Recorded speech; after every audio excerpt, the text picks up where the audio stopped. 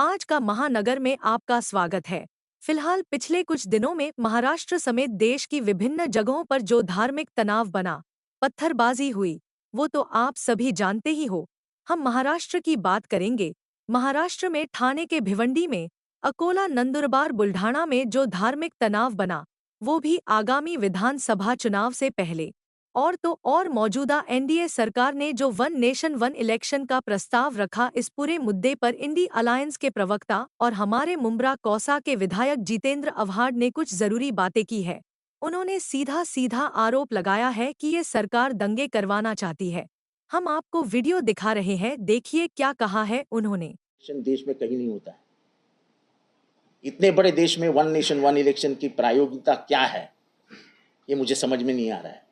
ये federal structure है, इधर राज्यों को भी विभिन्न अधिकार है, तो आप ऐसा क्यों करना चाहते हैं? One election one nation one election one leader, it will result into no nation no election no leader, it will be a fascist state. One nation, one election is not a good concept for democracy. It is a straight, direct attack on democracy. Sir one nation election में संविधान change करने का फिर से बातचीत शुरू हो गई, तो आपको लगता है संविधान फिर से हमला होगा? ऐसा है कि वन नेशन वन इलेक्शन आपको अगर करना होगा तो आपको संविधान बदलना ही होगा।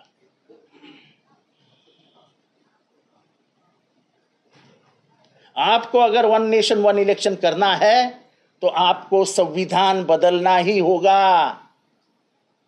छुपे तरीके से संविधान बदलने का प्लान चल रहा है। वो छुपे नहीं, वो खुले तरीके से करते हैं। हम कर क्या सकते हैं?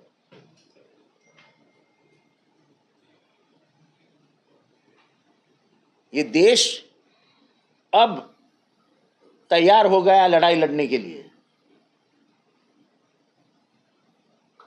वन नेशन वन इलेक्शन के माध्यम से आप लोगों को इशारा दे चुके हैं, हम अभी भी संविधान बदलेंगे और हम मर जाएंगे लेकिन संविधान बदलने नहीं देंगे। जिस तरीके से लोकसभा में आने वाले 4 राज्यों का इलेक्शन नहीं होता, पर वन नेशन वन इलेक्शन बात होती है, कहीं इलेक्शन में मुद्दे बनाए। देखो ऐसा है कि मुझे नहीं लगता उनको इलेक्शन लेना है, क्योंकि बीजेपी सर्वे पे बहुत विश्वास रखता है। जो सर्वे के नंबर हमको पता चल रहे हैं उनके, तो जाहिर सी बात है कि महाराष्ट्र में उनकी सत्ता नहीं आ रही है। तो अब क्या करेंगे?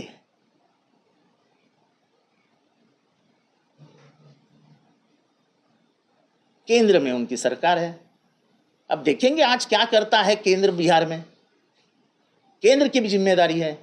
केंद्र में नीतीश कुमार पार्टनर है, नीतीश कुमार के राज्य में यह हुआ है।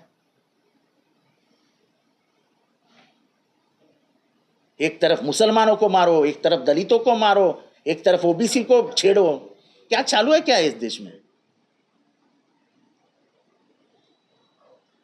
बिहार को लेकर आपकी मुख्य मांग क्या है?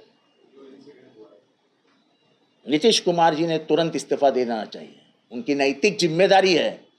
जो खुद को लोहियावादी कहते हैं, जो खुद को कर्पूरी ठाकुर के लाइनेज में देखते हैं, जो समाजवादी विचारों के माध्यम से ऊपर आए, एक वक्त के विद्यार्थी नेता हैं, और उनके राज्य में अगर दलित सुरक्षित नहीं है तो फिर क्या मतलब है राज्य व्यवस्था का? वन नेशन वन इलेक्शन, ये जो राज्यों का चुनाव है, ये टालने का एक रास्ता है क्या? नहीं, वो मुझे नहीं मालूम। सर भिवंडी के डीसीपी के जो है तबादला कर दिया गया है श्रीकांत परोपकारी का, जिस तरीके से दो समुदायों ने बीच बचाव करते हुए तनाव। देखो, मैंने पहले ही कहा है कि दंगल होने वाली थी, परोपकारी जी ने रुका दी। ये दंगल करने का हेतु किसका था, वो पूरे भिवंडी को मालूम है। अपनी राजकीय पॉलिटिकल उल्लू सीधा करने के लिए ये दंगल भड़काने का काम किया जा रहा था। मुझे आनंद है कि हमारे खासदार बाळ्या मामा ने जो भूमिका निभाई, उससे ये दंगल हम रोक सके।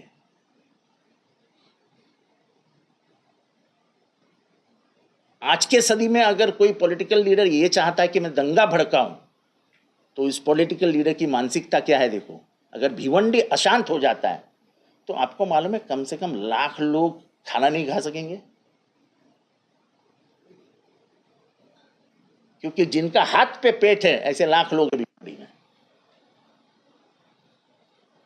इकोनॉमी अफेक्ट हो जाती है। आज उधर कहीं लूम्स अच्छे चल रहे हैं, गोडाउन का धंधा अच्छा चल रहा है, दोनों अगर धंधे मार खा जाएंगे तो कम से कम 2 लाख लोग बेकार हो जाएंगे। 2 लाख नहीं, उसके ऊपर ही कंप्लीट भिवंडी की अर्थव्यवस्था नीचे गिर जाएगी। सर भिवंडी, बुल्डाना और अकोला में इस तरह से पथराव हुआ, क्या है कि साजिश है?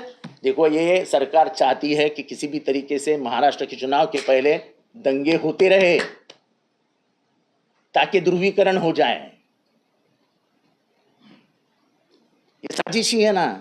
जब एक दंगा रुकाने वाले डीसीपी को आप उठा के बाहर फेंक देते हो 24 घंटे के पहले, बिना कोई कोई इंक्वायरी नहीं उसके ऊपर, कोई आरोप नहीं उसके ऊपर, तो इसका मतलब क्या होता है?